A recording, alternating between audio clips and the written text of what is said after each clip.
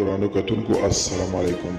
زه محمد سلمان همدرد د حق غږ پښتو چینل خبري لنډیز کې ستاسو قربا اوس تاسو په امر اړوند د مهمو خبرونو لنډیز. په کندهار کې د عامو خلکو پر وړاندې د امنیتي ځواکونو ناوړه چلندونه او جنایت ډېر شوي. د امنیتي شنونکو په وینا د امنیتي ځواکونو دغه ډول چلند به په عامو خلکو کې د دوی پر وړاندې کرکه ډېره او د طالبانو په لاس د کندهار سقوط ته لار هواره کړي.